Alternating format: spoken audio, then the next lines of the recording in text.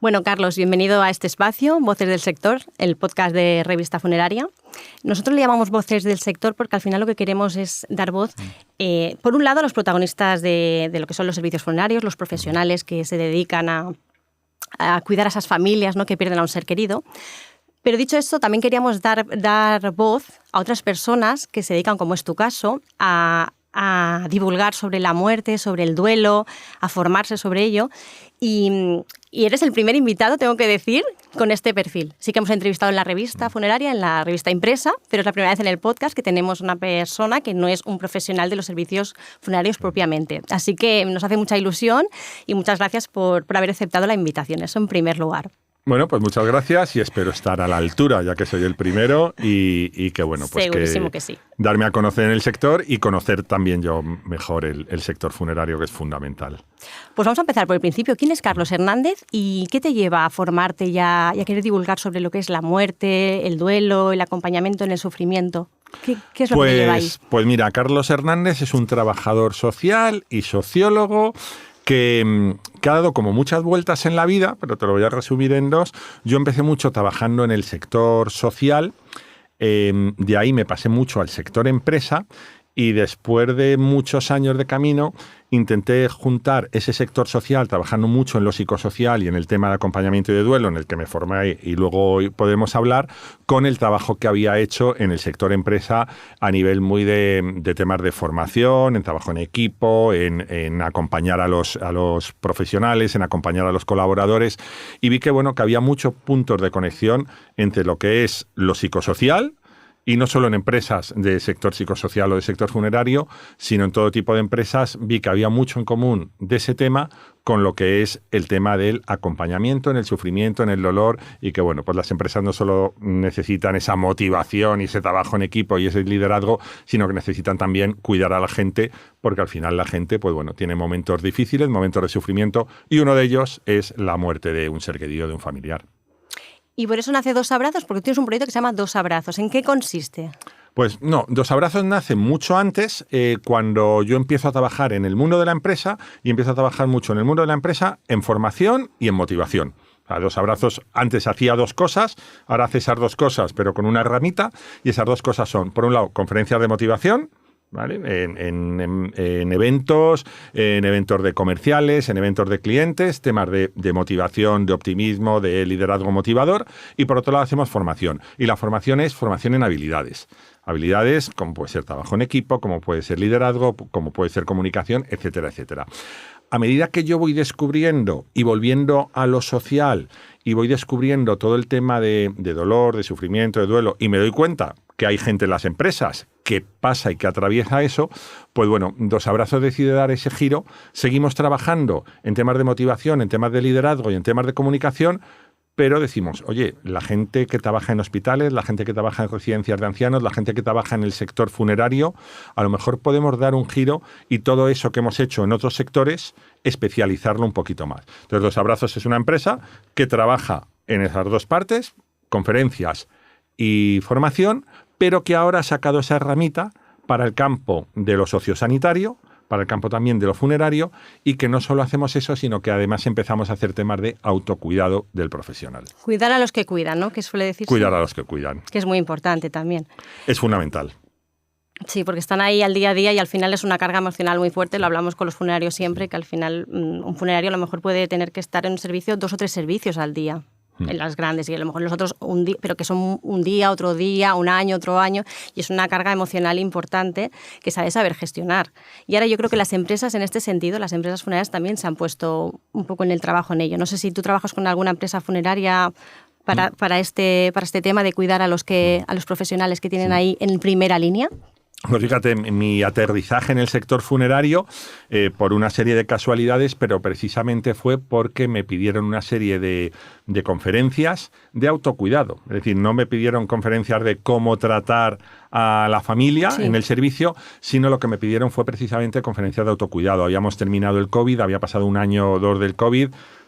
No tengo que contaros en el sector lo que sufristeis y lo que sufrió la gente, y entonces empezaron a pedirme pues algo que les motivase, pero no desde la motivación tonta del optimismo y de somos guays, sino de hemos sufrido mucho, qué podemos hacer para cuidarnos en un sector que sufre lo mismo más que el sector sociosanitario, pero que además está invisibilizado. Sí.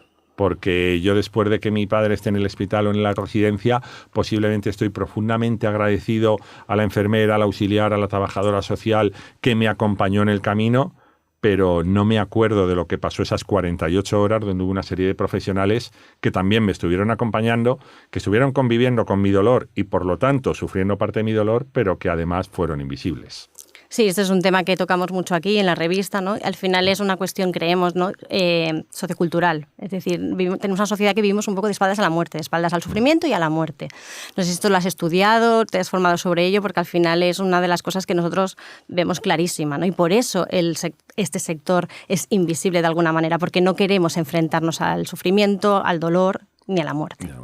Efectivamente, yo creo que hay como dos temas. Uno primero, que es que cuando yo tengo contacto con un profesional funerario porque ha fallecido un familiar mío, yo estoy tan en shock y el momento es tan intenso que, pasada una época, me olvido de ello. Pero además, como tú dices, como es un sector que a nivel social no me interesa porque no es bonito, porque no es alegre, porque no me vende cosas que yo quiera comprar, prefiero ignorarlo. Entonces, ¿de dónde viene esto? Lo que tú dices, vivimos de espaldas a la muerte, vivimos de espaldas al sufrimiento, vivimos en una sociedad que valora tantísimo el éxito, la diversión, el pasarlo bien, el ganar dinero, el ser inmortales. Ya se está hablando de inmortalidad, que yo me llevo las manos a la cabeza, que todo lo que tenga que ver con la enfermedad, con el dolor. Con dolor, con muerte, con sufrimiento, es que no quiero verlo. Y eso es tremendo porque al final lo que hago es, fíjate, yo te diría no solo invisibilizar, sino estigmatizar más, y vosotros lo sabéis, no hace falta que os lo diga yo, estigmatizar más un sector que es fundamental. Fundamental. ¿Y qué se puede hacer para cambiar esto? ¿Qué se puede hacer? Pues fíjate, una de las cosas que a mí me gusta decir es que yo desde Dos Abrazos hacemos algo de investigación, hacemos divulgación. A mí me gusta decir que hacemos alfabetización de la muerte. Es decir, a mí me gusta en algunos cursos donde tengo la oportunidad, como te digo, sobre todo con determinados sectores, hablar de lo que es alfabetizar la muerte y decir, oye, vamos a morir y además se nos va a morir alguien. Yo siempre hablo de las dos muertes, la muerte del otro y la muerte mía.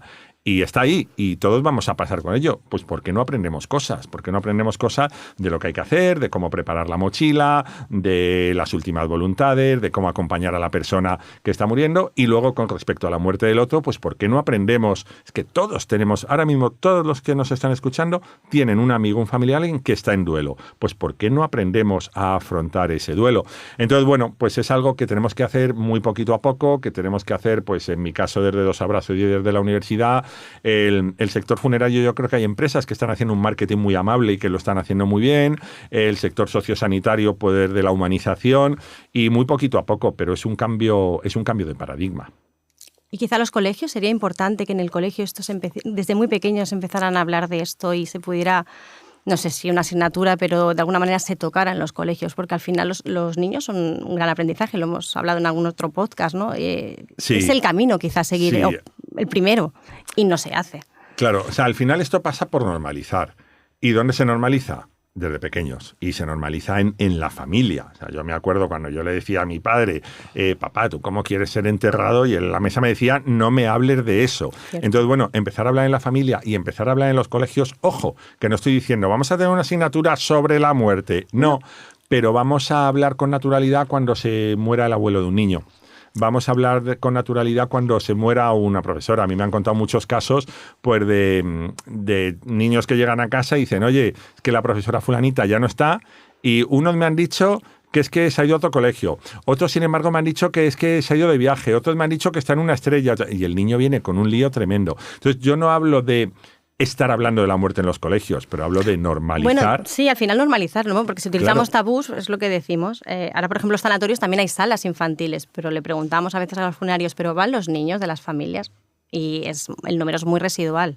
A lo mejor en algunas zonas un poco más, pero es difícil. Y se está trabajando porque se hacen precisamente esas salas y eso para que se integre al niño, la familia que quiera. Al final es un tema muy personal y es una opción más. Pero una manera que fueran yendo, depende también de quién sea, pero al final es una opción, y es una opción que de momento no se baraja mucho entre las familias, ¿no? Que el niño acuda, es efectivamente, complicado. Pero si es que muchas veces no acude ni al hospital. Es decir, muchas veces sí, que quieres evitar, sí. Le negamos a los niños el momento de despedida. Yo me acuerdo, un amigo me decía, no, es que los hospitales no son para niños. Y yo decía, ni para mayores. O sea, los hospitales no queremos nadie, sí, por elegir, a todos. Claro. Pero la oportunidad de despedirte del abuelo antes y después, y de tener una sala donde luego el niño se pueda ir y donde alguien se lo pueda explicar, pues como tú dices, en la medida que cada niño es capaz de entender, porque un niño de 5 años no entiende la muerte igual que un niño de 8. Pero sí, y generar una generación que cuando se les muera alguien y tienen 30 o 40 años, tenga herramientas y no se venga abajo como le pasa a muchísima gente. Exacto, es lo que te iba a decir, es tener herramientas, porque si no es un shock que no tienes. Y al final va a pasar, que es lo que decíamos, o sea, convivimos con esto porque nos va a pasar a todos, nos va a pasar con el familiar y nos va a pasar con nosotros, igual que con la enfermedad. Entonces, si siempre estamos de espaldas, no lo hablamos y no lo gestionamos, cuando llega el momento es complicado, ¿no? Para lograr salir adelante, ¿no? Y luego te quería preguntar, volvemos al profesional funerario, ¿no? Que es un poquito nuestra audiencia principal, aunque esperamos con este podcast llegar a muchísimo más público, ojalá. Pero ¿qué habilidades debe tener un funerario en el sentido de cómo ayudar a las familias y cómo estar acompañándolas? ¿Tú qué crees que deberían ser las más importantes? Pues, ¿qué habilidades tiene que tener un funerario? Creo que no os voy a descubrir nada nuevo, porque las palabras nos las sabemos de memoria. Pero la fundamental es empatía. Y empatía muy concreta, es decir, una empatía muy personalizada. Cada persona es distinta. A cada servicio es distinto, pero cada servicio es distinto porque cada persona es distinta, cada familia es distinta, cada dinámica familiar es distinta y cada vivencia de la muerte es distinta. Entonces, o tengo una empatía tremenda que me hace de verdad ponerme en el lugar y en el momento de ese fallecimiento, o me va a ser muy difícil acompañar. Y lógicamente, para tener esa empatía, tengo que tener unas habilidades tremendas de escucha, unas habilidades tremendas de observación, y tengo que tener una actitud de respeto a la otra persona tremenda. Fíjate, si me permites, cuando yo me formé en temas de acompañamiento, me dijeron una metáfora que a mí me encanta y que podía ser muy bonita para el profesional funerario. Hay determinadas religiones que para entrar en el templo te tienes que descalzar, ¿vale? Y te descalzas porque entras en un lugar sagrado. Como el zapato es algo sucio que ha pisado muchas impurezas, te descalzas para entrar en el lugar sagrado. Y yo hablo mucho de descalzarse para entrar en la vida del otro. Es decir, que yo como profesional funerario pueda descalzarme cada vez que tengo un encuentro con una familia, porque estoy entrando en un lugar sagrado. Estoy entrando en una persona, en una familia que además en ese momento está marcada por el dolor. Entonces, si el profesional, esa empatía y esa escucha, pudiese tener esa actitud de descalzarse para entrar en ti como lugar sagrado, sería una maravilla. Y hablando de empatía, ¿la empatía se nace con ella? ¿Se aprende? ¿Se puede...? Pues a ver, la empatía se forma. Lo cual no quiere decir que hay gente que no es empática. Hay gente que no es nada empática y que hay gente que, sin embargo, dice, joder, es que no le cuesta nada. Entonces, la empatía es algo que se desarrolla. Y a mí me gusta mucho decir que la empatía tiene dos partes muy diferenciadas. La parte de actitud, que es yo quiero ser empático, y la parte de habilidades. Hay gente que quiere ser empática. Luego hablaremos de familias posiblemente en los sanatorios. Yo quiero ser empático contigo y a la hora de decirte las 3 frases, con perdón, la cago, ¿vale? No conectas. Sí, entonces está la parte de actitud y la parte de comportamiento. Yo tengo que ser empático porque quiero, pero luego tengo que aprender cómo escuchar, cómo mirar, qué cosas decir y qué cosas no decir. Y todo eso se forma. La parte de actitud quizás es un poco más difícil de formar, tiene que nacer más de ti, pero la parte de habilidades de empatía, se forma y no es lo más difícil del mundo. Ya. Y a nivel de comunicación, tú que eres un experto en comunicación, ¿también es importante? ¿O es más la escucha, lo que has dicho? ¿Es el estar presente, el estar? ¿O también hay que tener esas habilidades comunicativas de decir la frase en el momento oportuno? Pues las dos cosas, claro. Para mí la escucha forma parte tremenda de la comunicación. Siempre decimos que comunicación es algo como las puertas de empujar y tirar. Es decir, sí, yo tiro, te escucho, te observo, te miro y hablo.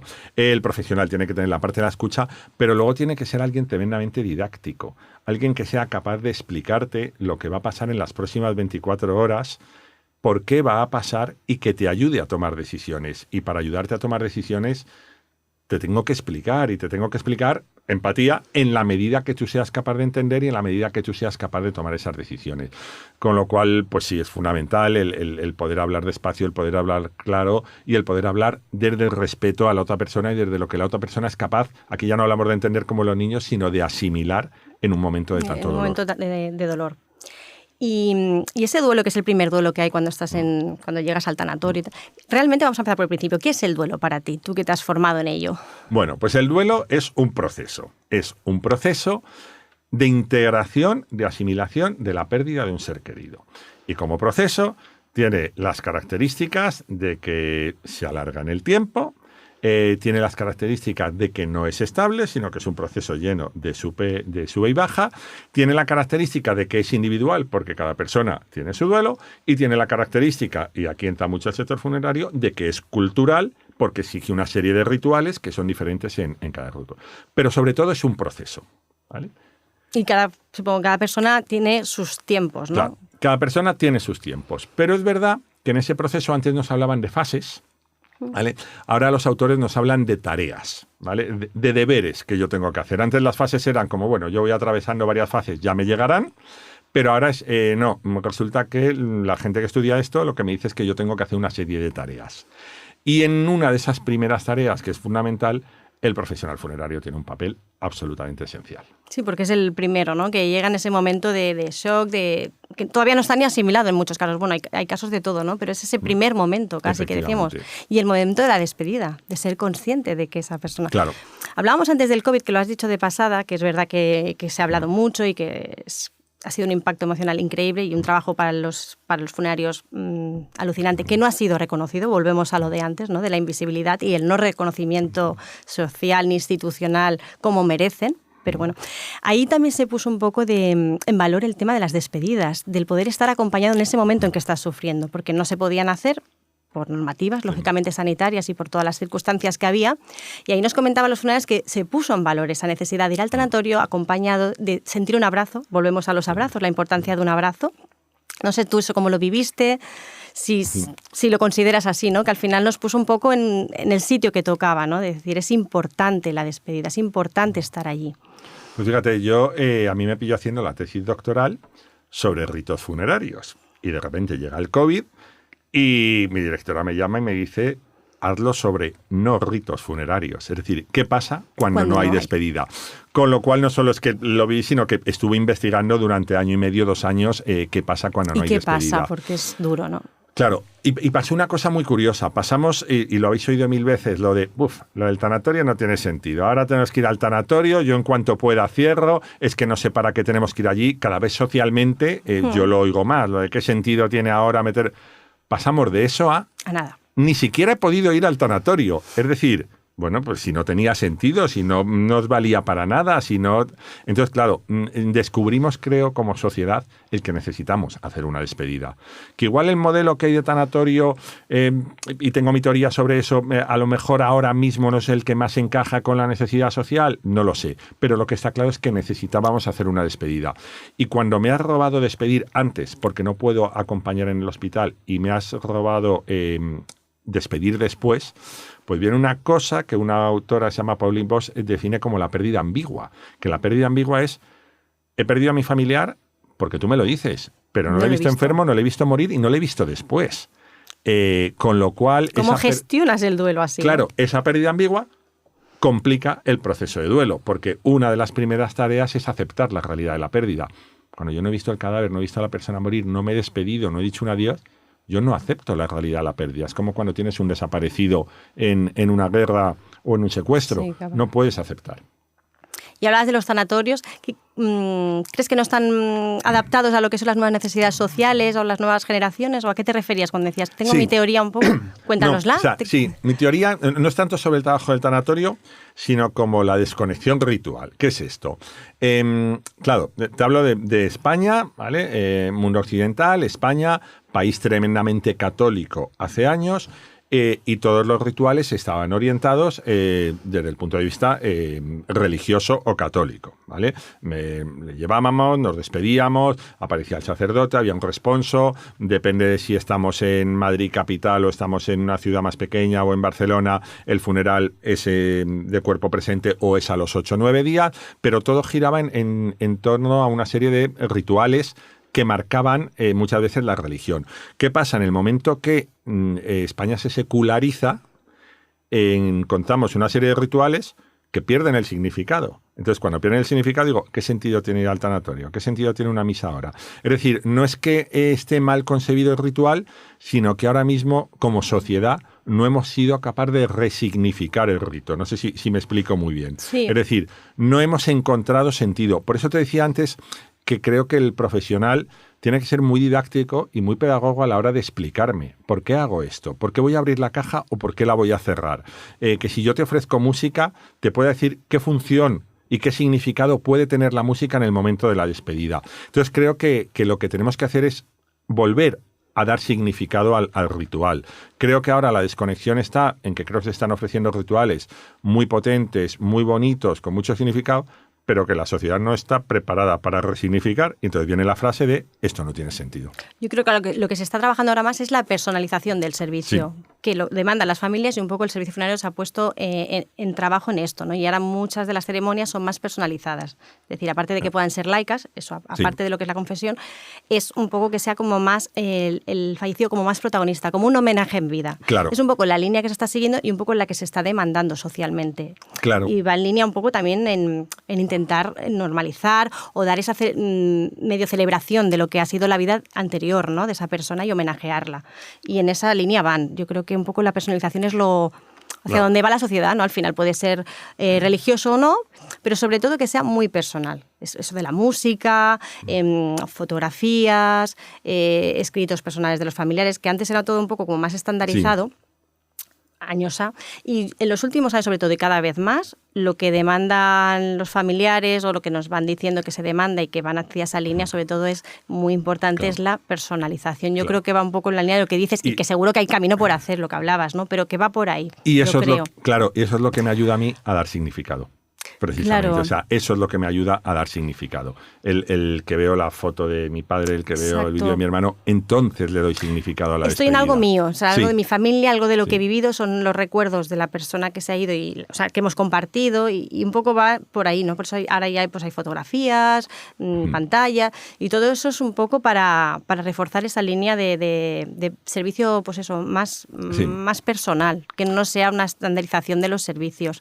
Yo creo que un poco es el trabajo que están haciendo y que seguro que irá más. Seguro. Yo creo que también, y te decía, lo de irá más, yo además soy muy optimista porque cuando nosotros estudiamos en qué momento estamos ahora, yo un autor súper conocido, se llama Philip Aries, que tiene un libro, un tocho así de gordo, se llama La historia de la muerte en Occidente, que te dice cómo habíamos pasado de una muerte domesticada, que es una muerte en casa, a una muerte invertida, es decir, donde la muerte no ocupa lugar. Pero yo creo que ahora estamos como volviendo a recuperar, es decir, somos capaces de enfrentarnos a una ceremonia personalizada, de ver fotos, de dedicar ese tiempo sin que piense que me quieren vender música, me quieren colocar. Entonces yo soy muy optimista en que creo que estamos en ese momento.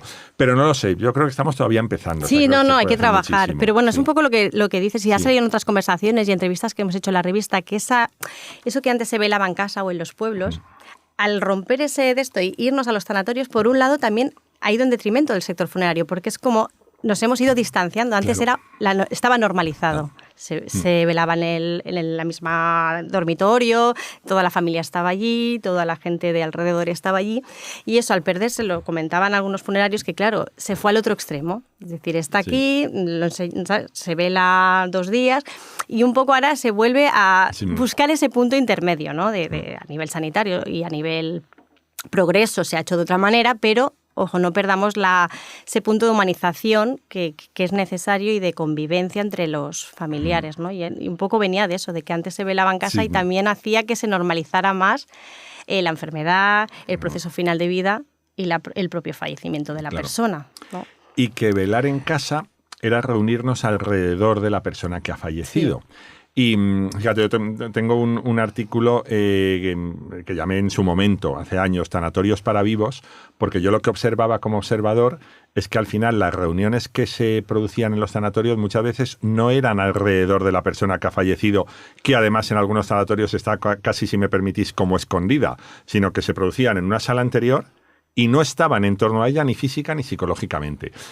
Pero sí que es verdad que ahora, con esa ayuda de ceremonias personalizadas, creo, y espero, y soy optimista, creo que estamos volviendo.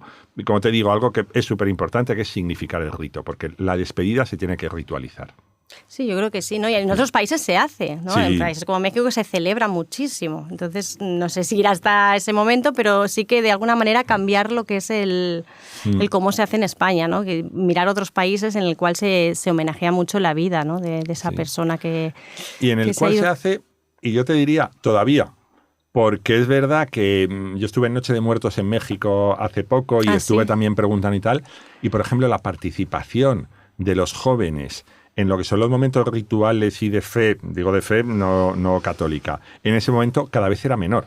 Es decir, también se estaba aprendiendo. Claro, les estamos contagiando ese pragmatismo occidental también. De, bueno, pues esto es de nuestros padres, nuestros mayores, con la llegada también de cementerios que para ellos no son los que ritualmente tenían siempre, pues cementerios tipo pradera, que hay que integrar pues eso, en las nuevas formas y el por qué ahora enterramos aquí, o sea, porque es bonito enterrar aquí. Yo creo que al final todo pasa por dar ese significado y por dar ese sentido a una muerte que ya de por sí creemos que no tiene sentido. Y volviendo al duelo, ¿cómo podemos ayudar a una persona que está en duelo? Sea la fase que sea, o si quieres dividirlas por fases, ¿cómo podemos acompañar a esa persona? Ya no hablo de solo del profesional, ya hablamos en general como personas, ¿no? Que al final a veces no sabes ni qué frase decir, no sabes, ¿no? Lo típico, has de ser fuerte, no sé qué, y a veces cuando te pasa a ti piensas, no cal que me digan esto, ¿no? Es que no sabes cómo hacerlo, ni qué decir. Pues si no tú sabes, que te has formado, ¿qué nos puedes aconsejar? ¿Cómo? Si no sabes qué decir, no digas cállate. Eso en general para todo, ¿no? Sí, para todo. A ver, yo creo que de nuevo es la escucha. Lo que pasa es que, volviendo al tema, no estamos preparados para el dolor.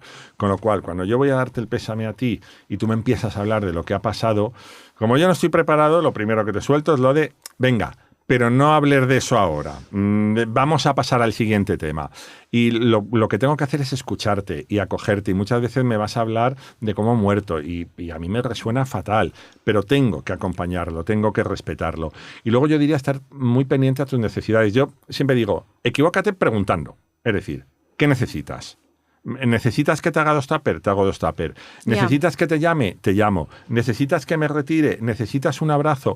Pero si tienes la duda de no sé qué hacer, no sé si llamar, digo, pregunta. Si además es que ahora preguntar por WhatsApp es muy fácil. Es decir, no tienes ni que hacer esa llamada de es que no va a querer que le llamen. Y sobre todo, escucha y acoge muchísimo. Sí, eso vale para todo. Sí, o sea, al final, vale para una todo. Persona que está en duelo de un fallecimiento, como un duelo de una enfermedad de un familiar, al final... A veces es que te traigan un tupper. Sí. Es que a veces lo que has dicho es real, porque tú no estás para comer, o sea, para prepararte la comida y todo eso. Efectivamente. Y hay países también donde el acompañamiento al duelo ritualmente es llevarte el tupper, es decir, donde la semana siguiente pasan tus amigos por casa con un tupper. Sí, traerte una comida o distraerte un momento o simplemente estar, ¿no? Es que el tema de estar es muy importante. Sí. Y tú, Carlos, has escrito una guía, ¿no?, sobre duelo, precisamente. Sí. ¿Cómo es esta guía? ¿Y dónde está? ¿En los tanatorios o...? No, todavía no. Todavía no, ojalá, ¿no? Pues mira, la guía, que además es muy reciente, que la publicó la Universidad Pontificia Comillas, es decir, que tiene detrás como un respaldo académico. Es una guía muy bonita porque tiene unas ilustraciones preciosas de Eva Gonzalo, que es una ilustradora, y además es una guía bonita porque es una guía amable. Yo siempre digo que de la muerte tenemos que hablar con amabilidad. Y se llama Como hojas en otoño. Se llama Como hojas en otoño porque yo comparo mucho el duelo con el árbol que en otoño pierde las hojas, pero que las tiene que dejar caer, las tiene que perder si quiere seguir creciendo. Entonces, bueno, pues a mí me gusta decir que somos árboles que tenemos que perder cosas, que tenemos que dejar marchar para seguir creciendo. Y es una guía muy, muy sencillita, además de bonita, donde tiene un primer capítulo 2 de mi propia muerte, cómo prepararme, cómo preparar la mochila, cómo afrontar que soy finito y, en definitiva, cómo aprender a disfrutar de la vida preparando un poquito el final. Y esa segunda parte que es cómo es el proceso de duelo, qué me puede pasar. cuándo encender la señal de alarma, cuándo sé si mi duelo es normal o algo pasa, voy a hablar con el médico, voy a hablar con esto. Y luego esa tercera parte que es cómo acompañar a alguien que esté en duelo. Una guía finita y muy sencillita. Y está en librerías, está en Amazon. Y bueno, mi idea un poco también es que funerarias o tanatorios puedan tenerla personalizada con su propio enfoque y su propia cultura de la muerte, bueno, pues para distribuir. Has hablado en un par de ocasiones de preparar tu propia muerte o tu propia despedida. ¿Crees que eso es importante? ¿Crees que se puede conseguir? Porque eso es difícil, ¿eh? Hay funerarias que tienen un servicio para que tú ya te planifiques, no solo las últimas voluntades, sino el propio funeral, como lo quieres, que en otros países también está bastante más inculcado que aquí. Sí. Pero poca gente creo que todavía lo quiere contratar así, ¿no? Este servicio en el que tú puedas dejar todo explicado, lo que quieres, y darle ese...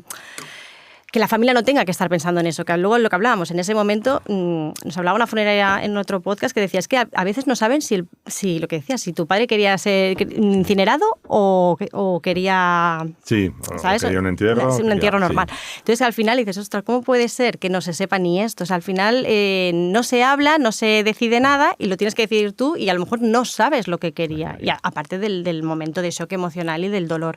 Entonces, eso, ¿cómo crees que se podía trabajar? Hablamos otra vez como socialmente, ¿no? Claro. A las personas que lo vieran como algo importante de decidir y de plantearse. No, yo creo ahí hay dos temas. Uno, preparar mi muerte hasta el momento que muerte, y otro, preparar el post. Y yo creo que las dos cosas son fundamentales. La primera, desde luego, es esencial, es decir, ¿cómo quiero ser yo tratado en un hospital?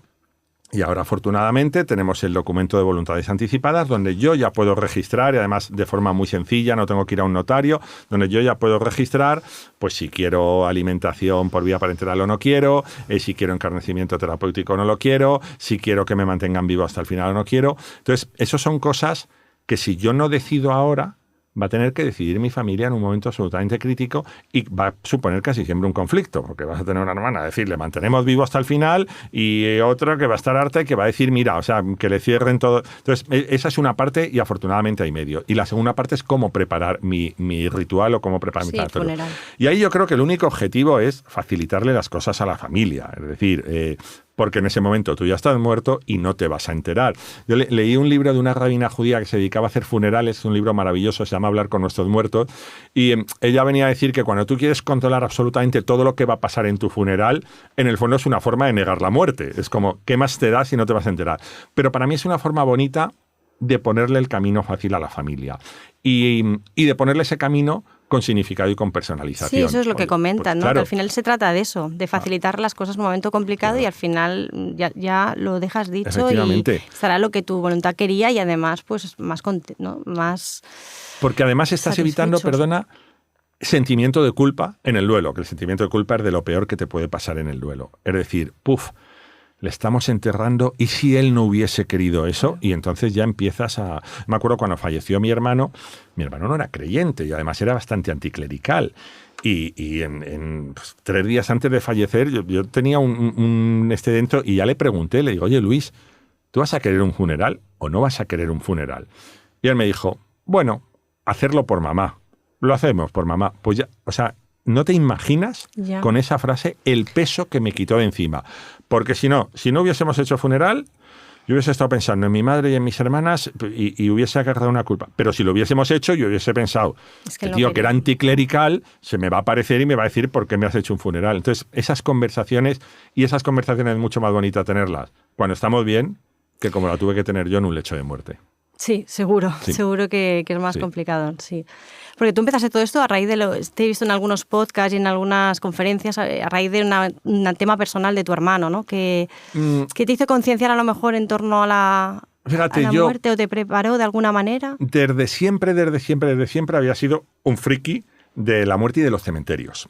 Desde un punto de vista, la gente te dice, qué horror, y dices, no, pues todo lo que sabéis. No, ahora ya no soy tan friki, pero sí que es verdad. Todo lo que sabéis, desde un punto de vista muy cultural, yo soy sociólogo de profesión, de cómo entierran distintas sociedades, de qué significa la muerte. Entonces, eso me había interesado toda la vida desde un punto de vista muy, muy antropológico y muy sociológico. Pero es verdad que, claro, eso, cuando vuelvo a lo social, que os decía antes, eso me lleva a decir, claro, es que esto empieza por algo, y empieza pues porque ha habido un fallecimiento, porque hay una sensación de sufrimiento y tal. Y entonces decido empezar el máster de duelo. Y empezando el máster de duelo, es cuando fallece mi hermano. No, miento.